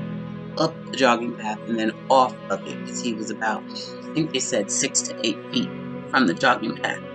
He was behind a tree, and a jogger happened to go behind the tree for a moment, probably, I'm assuming, to use the restroom, and that's where they found his body. Thank God that jogger went off the path that day. I'm positive eventually somebody would have started to smell it, because there are a couple of ranch houses just beyond that jogging path. But by then, his body could have been picked at and severely decayed. Okay, he was there long enough. So they catch up to this heifer in Denver. We find out that she was actually having breakfast with some guy, random guy she supposedly had just met a day or two before. We know that she left a note for her partner. I'm not sure. I'm sorry if Nicholas was married to her, but Nicholas Husted is the father of Liam. He left him a note before they left California saying that she was going to go get a home for her and Liam, and she was sorry she had to do it this way. We still don't know the whole story on that, but as far as did she leave for another man? Well, doesn't look like it, because she hooked up with a random stranger and went to breakfast, but we don't know. Where was she headed in the first place? Was she on her way to Denver to begin with? When did this happen? Why did this happen? When did you determine that you were going to murder Liam? After you left the hotel here in Las Vegas? Or what? I don't know. I don't get any of this. But you're looking at her face right now. This mean, ugly mug right here. Oh, I don't discriminate. Man, woman, black, green, blue. They can be mean, ugly mugs once they get to this point, for sure. Mother accused of killing son returned to Nevada. The woman accused of killing her son and dumping his body has been returned to Southern Nevada. This is just really good news, because she put Clark County through a lot. And when you have these officers searching and stressed out and frustrated, they don't take too kindly to that. So, Miss Thing, they are ready to put the pedal to the metal on this case. Let's see. This story was just released. The woman accused of killing her 7-year-old son and dumping his body off State Route 160 has been returned to Southern Nevada to face a murder charge. Clark County Detention Center record shows Samantha Moreno Rodriguez, 35, has been booked at the jail on a single count of murder in the death of her son, Liam Husted. Rodriguez previously waived extradition following her June 8th arrest in Denver, clearing the way for her return to the Las Vegas Valley this week. Rodriguez is scheduled for an 8:30 a.m. arrest warrant hearing in Las Vegas Justice Court on Wednesday. That's tomorrow, so we'll get our next update Wednesday, June 30th, 8:30 a.m. Liam's naked body was found May 28th near the Mountain Springs Trailhead, off the road between Las Vegas and Pahrump. Initially referred to as John Little Zion Doe, Liam went unidentified for more than a week as investigators fielded hundreds of tips. Police said the child's body had multiple injuries. According to an arrest report in the case, Rodriguez had taken Liam and left their San Jose home on May 24th. The mother and son checked into a Las Vegas hotel on May 27th. The day before the boy's body was found off the trail in Mountain Springs, a friend of Rodriguez's ultimately saw news reports about John Little Zion Doe and contacted the San Jose Police Department to alert officials that the then unidentified boy resembled Liam. The identity was later confirmed by authorities. Police assessed Rodriguez's email account, which led detectives to a Days Inn just south of Denver that Rodriguez checked into on May 31st. Police reports said an exact motive in the crime has not been detailed by authorities. We believe there is sufficient evidence to bring charges against her for open murder, and we want to proceed against her on the charge. Clark County District Attorney Steve Wilson told the Las Vegas Review-Journal previously. This is a developing story. Please check back for details. So, justice for Liam. How can a mother do this? How can we not think the absolute worst of this person as we look into these demented eyes? And I'm glad they wiped off that damn makeup. First mugshot from Denver, she looked like she had just left the club. I mean, and she did her makeup in the dark. Sorry, but not. So she is going to face charges here in Nevada. They're not going to play with her. And they shouldn't. Who does this? Why didn't you just leave him with Nick? Why bring him all the way here just to end his life? You could have left and went and had breakfast with all the strangers and randoms you wanted to forever. And his dad could have raised him. Why do people do this? I cannot understand. They're not better off dead. They're better off without you. You guys know I'll be bringing some court records and following up on this. And please, please hit the like, because Liam, I don't think his story is getting as much coverage as it should. I do not. And that makes a difference. You don't have to like me. You don't have to like how I deliver the message. Just get the message.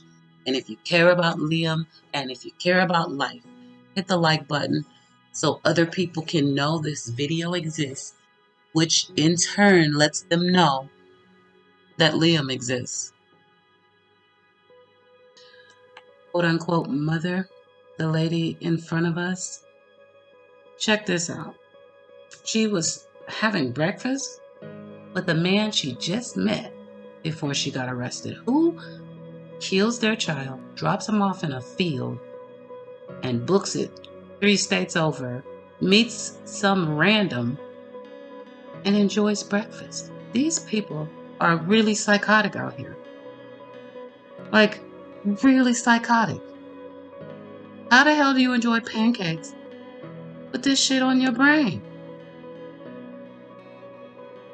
I barely wanted my dinner when I left the walkthrough of that crime scene. Is this bitch crazy? Excuse me, headphones. Nope. Let's just let the media tell it, because they won't curse. Right now, we're waiting for Samantha Moreno Rodriguez to face a judge. The I-Team's David Torrance joins us live in studio with new information about a possible motive. David. Yeah, Christian and Denise, well, a lot of more information will, of course, come out in the next couple of weeks. Metro Police Lieutenant Ray Spencer is providing the I-Team with new information. You have never heard about this murder and what led up to it until now. I'm sorry I had to do it like this. It's just part of the message Samantha Moreno Rodriguez left for her partner as she took their son, 7-year-old Liam Husted. I'm going to try to get a house for Liam and I, and we can talk about this in the future, she says. Days later, her son would be dead. There's every indication when she left San Jose that she was intending on starting a new life. Glimpses of that new life can be seen in Moreno Rodriguez's booking photo taken hours after her arrest at this Denver area hotel. She was, dressed up and, had makeup on, and it appeared to be that she had just, were having breakfast. Having breakfast with a man she met just days earlier. She's taken into custody June 8th. Less than 2 weeks before, she and Liam check into a Las Vegas hotel. A day later, on May 28th, hikers find Liam's body behind a bush off a trail in Mountain Springs. We were very, very fortunate that that hiker happened to go behind that bush that morning. Metro Lieutenant Ray Spencer tells the I-Team they believe Moreno Rodriguez killed Liam early the morning on the 28th on that trail, leaving him naked, his clothes never found. We knew from an examination of Liam's body that someone was having a difficult time moving him. That's due to multiple scrapes found on his body. Police say they know how Liam died, but they're waiting on the coroner to rule. Now the 24 detectives who worked the case, looking into 500 tips, are taking a well-deserved breath. At the end, when everything comes out on how much work went into this case, it's just an unbelievable effort by this police department to hold someone responsible for what they did. But with many answers now in place, one big question remains. Why did this occur? And the only person who knows that is Samantha. Okay, so let's see. Let's read this and get a better, deeper understanding, at least for me. The mother accused of killing her 7-year-old son was having breakfast with the man she had met days earlier when police arrested her, the I-Team has learned. Samantha Moreno Rodriguez, 35, of San Jose, California, is accused of killing her son, Liam Husted, and leaving his body in Mountain Springs near Las Vegas last month. Police arrested Moreno Rodriguez earlier this month in Denver. On May 28th, hikers told police the then unidentified child was found 8 feet off a dirt road near several bushes. I'm sorry I had to do it like this. It's part of a message Moreno Rodriguez left for her partner and Liam's father before she took off with the boy in late May, police said. I'm going to try and get a house for Liam and I, and we can talk about this in the future. But days later, Liam was dead. There's every indication that when she left San Jose, that she was intending on starting a new life, Las Vegas Metro Homicide Lieutenant Ray Spencer told the I-Team. Glimpses of that new life can be seen in Moreno Rodriguez's booking photo, which was taken just hours after her June 8th. She just looks crazy to me. Your face all made. Did you get ready for this mugshot? Girl, it did not work. Okay. She was dressed up and had makeup, Spencer said, adding she was eating with a man she had met days earlier when police came into the restaurant and took her into custody. Less than 2 weeks before that, Moreno Rodriguez and her son had checked into a Las Vegas hotel. A day later, Liam was found dead. Using databases from license plate readers, police tracked the mother's car from Northern California to Southern California to Southern Nevada. The car was then tracked to Colorado on May 29th. We were very fortunate that that hiker went behind that bush that morning, Spencer said. Investigators believe Moreno Rodriguez killed Liam early in the morning on May 28th, leaving him naked and dragging his body behind a bush. Clothing was never found. We knew from the examination of Liam's body that someone was having a difficult time moving him, Spencer said. Police said Liam's body had multiple scrapes, but his official cause of death has not been released. Now, in the video where I go out there, you guys, I said it's hard walking around there, and I'm a little person, and I don't carry much weight behind me. I was dressed lightly with just some light Reeboks or something on.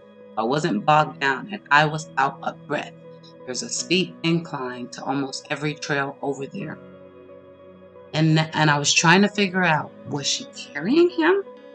No, this would have been too hard. So, did she make this baby walk to his death? But I was wrong, y'all.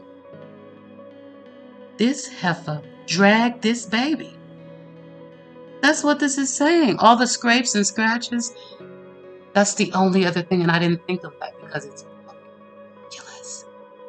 As a mother, I could barely think of what I was thinking of, but she dragged this baby. That's the only other way you can do it.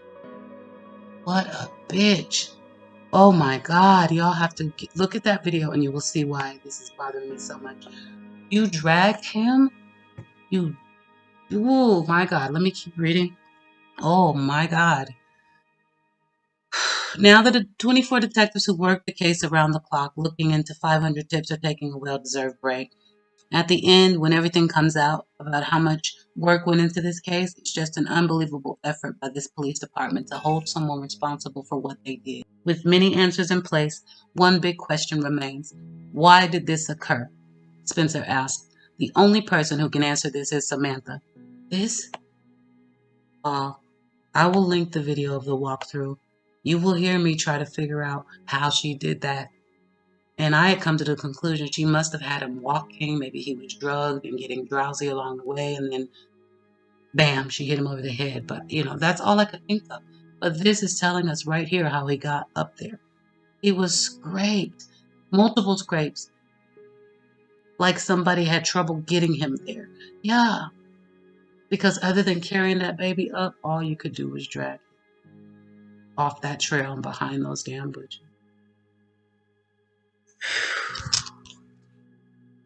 This is always the hard part. And we haven't even got the autopsy back. They knew from looking at him what happened. And I know that's what it was. He was dragged. But how was he murdered? And why? You won't see it all over the news. But he existed. Before his mother took him from his home where they resided with his father and decided she was going to play God. He took his life and left his lifeless body on the side of a jogging path and drove on up the road. We've been through a lot. Finally figured out who he was. Then we figured out where he came from and who did this, at least who left him there. Clark County was looking for Samantha Moreno Rodriguez, get her extradited from Denver back to Las Vegas so they could charge her with open murder. They felt they had enough evidence to do just that. Well, she made it back to Clark County. She's been before the judge. And now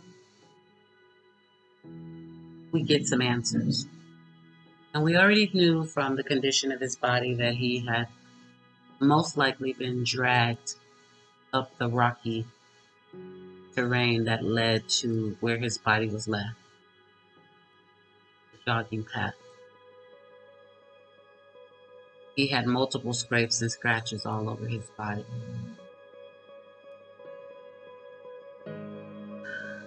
Now we find out exactly how she killed him. Hopefully soon we'll know why. Take a listen. Mother accused of killing her 7-year-old son and leaving his body in an area near Mountain Springs admits to killing him. 35-year-old Samantha Moreno Rodriguez making her first court appearance here in Las Vegas. She told police she choked her son, Liam Husted. Our Bianca Holman live in the newsroom with what we learned in court today, Bianca. Samantha Moreno Rodriguez was extradited here from Denver earlier this week. Her court appearance today was a warrant return hearing. She faces one count of murder in the death of her son. Now, according to Liam Husted's family and police reports, he was autistic. Back in May, Moreno Rodriguez left her home in San Jose, California with Liam, and they made a stop here in Las Vegas. In court, the prosecution shared Moreno Rodriguez became frustrated with Liam, strangling him for about 15 minutes. She then took his clothes off and left him in a hiking area near Mountain Springs. After she drove to Denver, there police tracked her down. The judge today did not grant bail. The choking, strangling the child, disposing of the body after he was deceased, and then going to Colorado, I do find that that burden was met. Now, if we have the preliminary hearing and there's an issue with that confession, this will be readdressed, okay? I will always leave that door open for you. But for right now, the state did make its burden. I'm granting the state's request. She is remanded without bail. When the boy was found, it took some time for him to be identified. A friend of the family saw reports contacting San Jose Police Department and Liam's dad. Also, during this morning's court proceedings, Moreno Rodriguez was assigned a public defender. She's expected to be back in court August 3rd. Bianca Holman, 8 News Now. Is a case that continues to captivate the Valley, the murder of a little boy whose body was discovered on a nearby hiking trail late last month. We've been following the death of 7-year-old Liam Husted from the morning that he was found, and this morning his mother, Samantha Moreno Rodriguez, made her first court appearance here in Las Vegas. Fox 5's Faven Kay was there the moment that state prosecutors revealed an alarming detail, an alleged confession by the mother about how she killed her son. Samantha Moreno Rodriguez's court hearing lasted all but 10 minutes. It may have been quick, but what we learned in that short time shocked the courtroom. All right, do you understand the charge? Yes, I understand. Is Samantha Moreno Rodriguez your true name? Yes, it is. It's the first time we're hearing her voice. The 35-year-old mom accused of killing her son, then dumping his body on a nearby hiking trail, making her initial court appearance in Las Vegas Wednesday. Samantha Moreno Rodriguez was masked and appeared via video conferencing. Can you afford to hire your own attorney? No. Facing one count of murder in the death of 7-year-old Liam Husted, she was appointed counsel, an attorney who immediately requested she be granted a bail amount. State prosecutors, however, disagreed. At this point in the case, it appears that this is a pretty egregious case. And then, this shocking revelation. The defendant strangled her son, Liam, 7-year-old autistic son. Until now, that stunning detail was a mystery. She essentially said that she became frustrated with her child and strangled him for what she believes was approximately 15 minutes. A confession Rodriguez allegedly made to Las Vegas homicide detectives. 15 minutes. She strangled this baby for 15 minutes. Oh my God.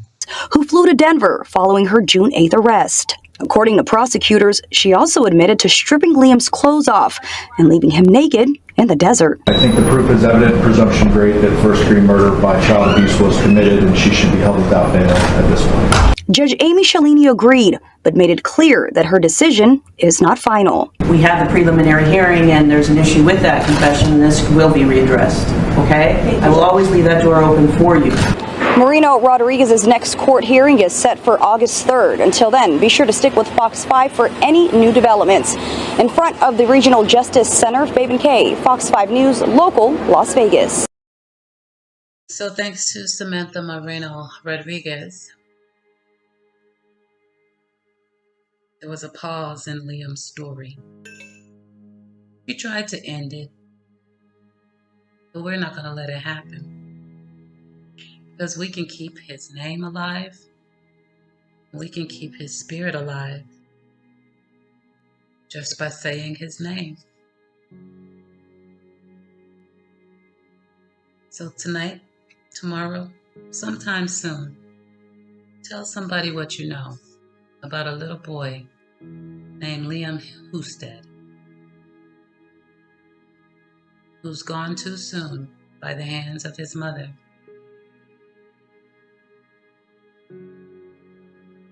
Liam's life matters. My prayers go out to Nicholas Husted, Liam's father, and I will keep a close watch on this case and let you guys know what happens to the monster under the bed.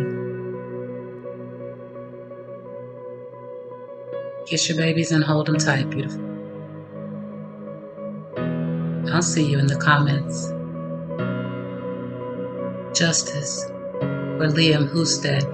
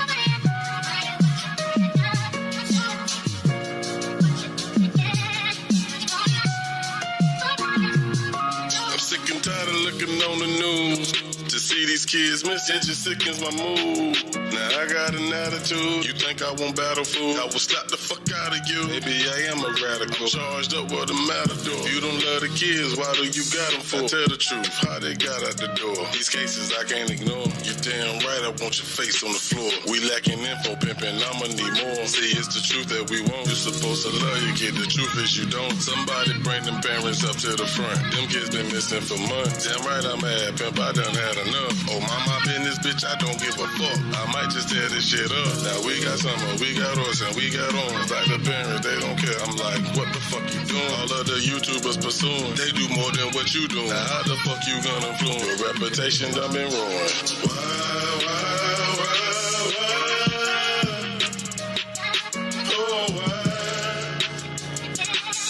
Why they taking these kids? I'm so sick of this shit.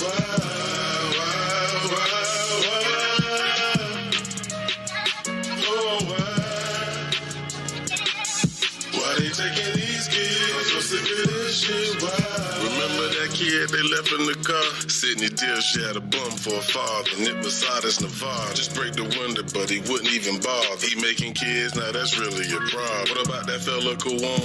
The lady picked him up was a mom. Now Kawan was a friend with a son. I can't believe what they done. They found his body in the sugar cane field. Now his parents gotta shed some real tears. This ain't how the fuck we supposed to live. If you got a kid, show them that you love them. Cause they leaving on the door. Protect them, gotta keep them covered. Cause there's some evil motherfuckers plotting, waiting just to touch them. Don't you think this shit is nuts? They taking kids out by the dozen. It's so many living in your city limits. If you think that they offended, that mean you think this again. It only take a single man. Evaluate the way you live. This was a blessing you was given. It's gonna hit you different if your child just end up missing.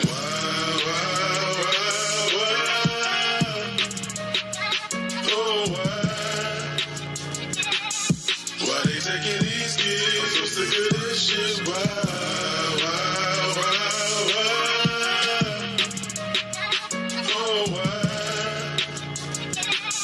Why they taking these kids? I'm so sick of this shit.